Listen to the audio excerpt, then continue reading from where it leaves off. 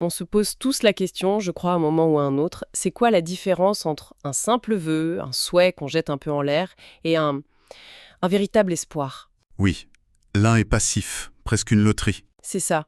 Et l'autre, on le sent, c'est une force, c'est un moteur. Aujourd'hui, justement, on s'immerge dans une conception de l'espoir qui est tout sauf passive. Mhm. On va explorer une notion spirituelle assez fascinante, l'Areska. C'est de l'espoir, oui, mais avec une profondeur, des nuances qui vont bien au-delà du simple optimisme. Absolument. L'objectif, c'est vraiment de décortiquer ce concept, de voir ce qu'il distingue d'une attente un peu vide, et puis de comprendre comment il s'insère dans une dynamique spirituelle beaucoup plus vaste. Et il faut tout de suite préciser, je pense que ce n'est pas juste un sentiment isolé qu'on ressente de temps en temps.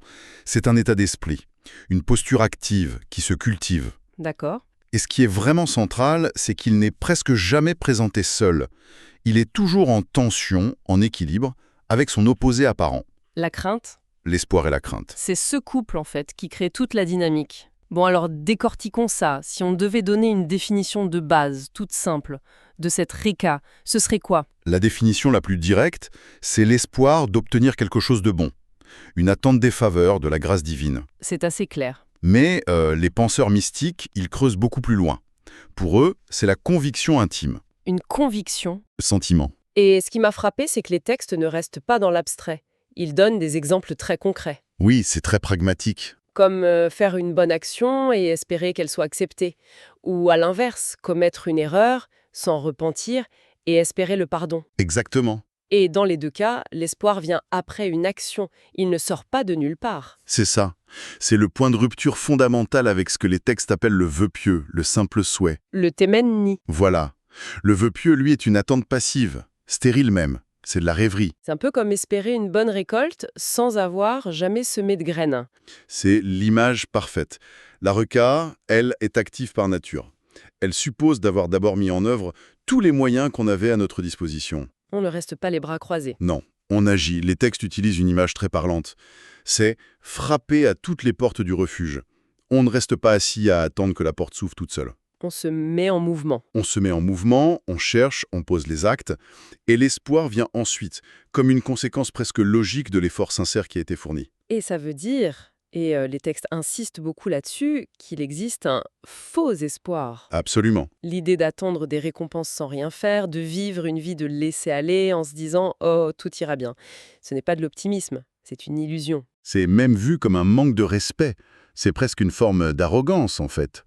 C'est considérer la miséricorde comme un dû, quelque chose d'automatique, qui ne demanderait aucune participation de notre part. Alors que la démarche est tout autre. Tout autre.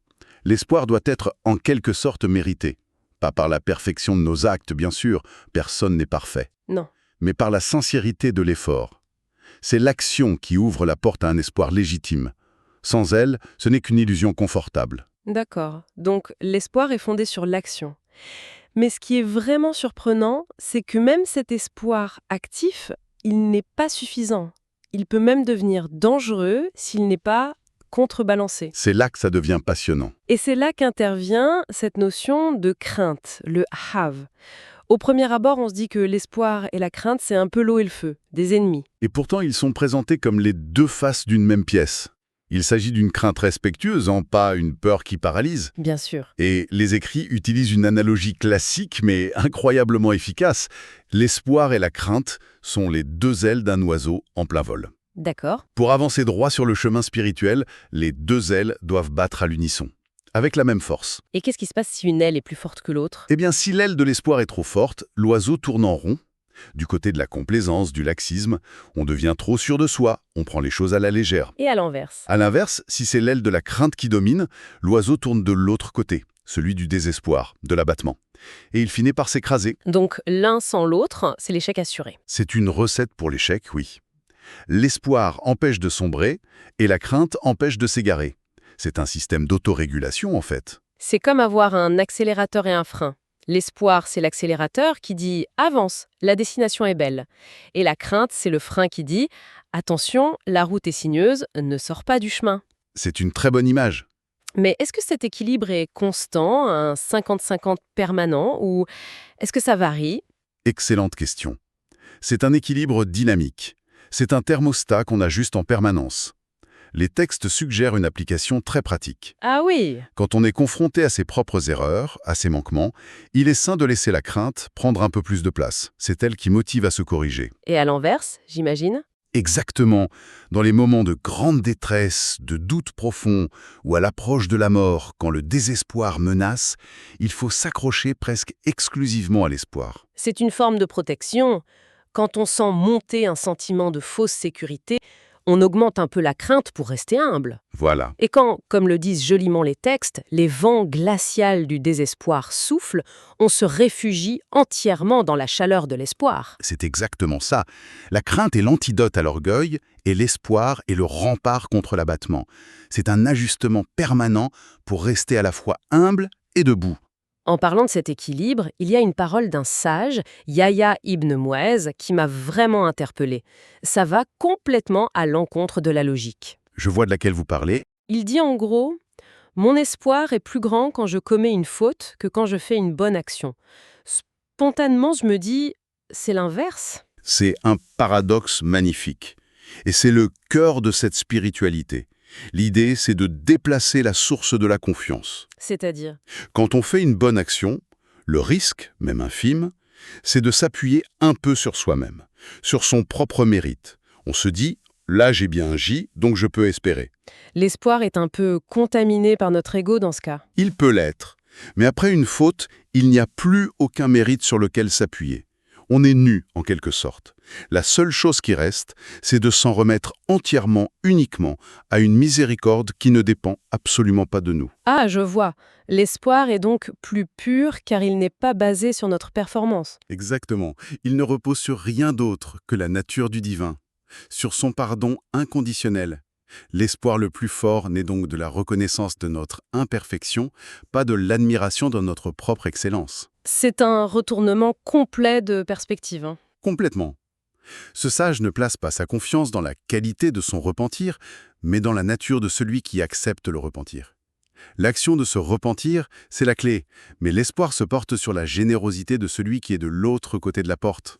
Si l'espoir ultime ne repose même pas sur nos meilleures actions, alors sur quoi repose-t-il au fond? Quelle est sa source première? Sa source première, et là les textes sont unanimes, c'est la perception que l'on a du divin. C'est un concept clé.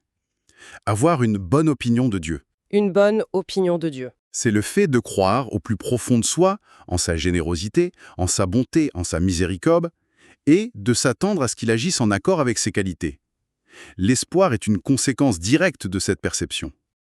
Notre état intérieur est donc directement lié à l'image qu'on se fait de Dieu. Précisément. Il y a une parole sacrée, un indice Qudsi, qui est au centre de cette idée et qui est d'une puissance folle. En substance, Dieu dit « Je suis pour mon serviteur tel qu'il me perçoit ». C'est radical comme idée. Ça l'est. Ça suggère que la nature de notre relation au divin est co-créée par notre attente. Si on le perçoit comme généreux et pardonneur, c'est cette facette que l'on va expérimenter. Et si on l'imagine sévère, juge et distant? Notre expérience spirituelle reflètera cette perception. Notre attente façonne notre réalité. C'est vertigineux. Oui, ça donne une responsabilité immense à notre propre regard. Une responsabilité et une liberté. Le socle de la Roca, c'est la foi en une miséricorde qui, comme il est dit, embrasse toute chose et qui précède toujours la colère. Avoir de l'espoir, c'est juste aligner son cœur sur cette réalité première. D'accord.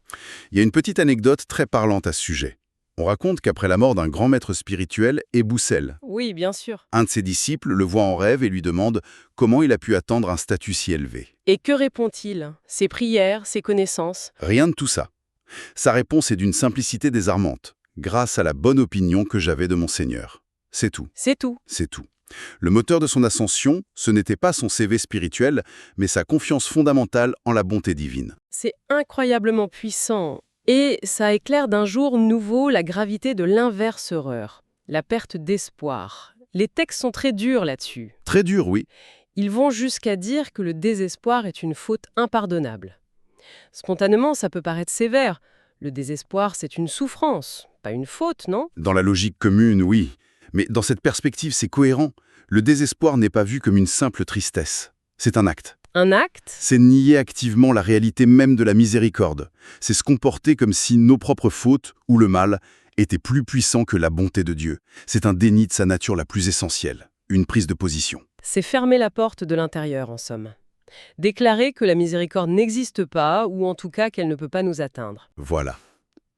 Le désespoir n'est pas une émotion passive, c'est une déclaration théologique qui dit « c'est fini, il n'y a plus de recours ». Et c'est pour ça que la rouka est présentée comme une bouée de sauvetage, un principe vital. Surtout dans les moments où tout semble s'effondrer. Exactement. Oui, et là, le langage devient très imagé, presque poétique. Quand toutes les solutions humaines ont échoué, face à une calamité, l'espoir est décrit comme un éclair dans la nuit, ou même comme une monture céleste, un bourak. Une monture qui nous transporte au-delà de ce qui semblait possible. C'est l'idée que lorsque les moyens terrestres disparaissent, l'espoir nous connecte directement à la cause première.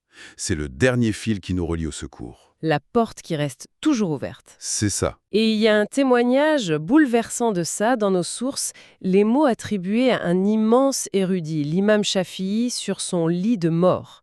C'est d'une beauté. C'est le condensé de tout ce qu'on vient de dire, vécu au moment le plus ultime. Il dit, dans la traduction que nous avons, « Lorsque mon cœur s'est endurci et que les chemins sont devenus étroits, j'ai fait de mon espoir une échelle vers ton pardon. » Rien que cette image. L'espoir comme une échelle. Oui, une échelle qu'on construit activement pour s'extraire de sa propre prison. Ce n'est pas passif. C'est un acte de la volonté.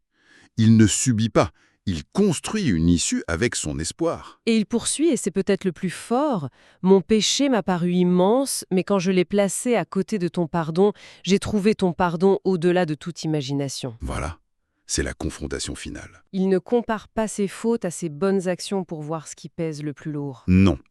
Il met sa faute, aussi immense soit-elle, en face du pardon divin.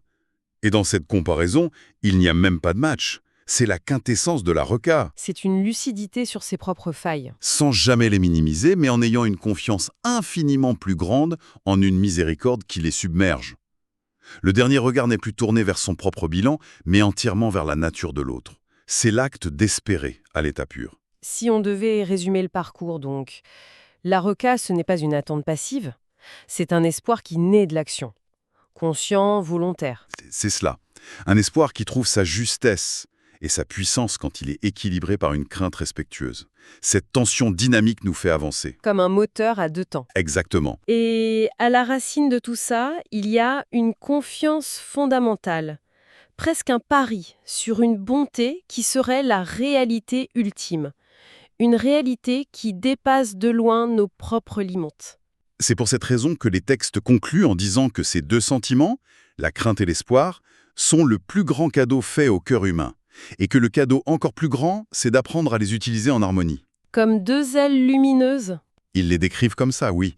Ce n'est pas tout d'avoir des ailes, il faut apprendre à voler avec. Et ça nous laisse avec une question pour la suite. Le principe au cœur de tout ça, c'est que notre expérience de la vie, ou du divin, est intimement liée à nos attentes. Dans un monde qui penche souvent vers le cynisme, la méfiance, que signifierait, pour chacun, quelle que soit sa voie, de choisir de cultiver consciemment un espoir actif, un espoir fondé non pas sur l'attente de notre propre perfection ou de celle du monde, mais sur une confiance de fond dans une bonté qui dépasse nos propres failles. Quelle différence concrète cela pourrait-il faire dans notre manière de vivre ?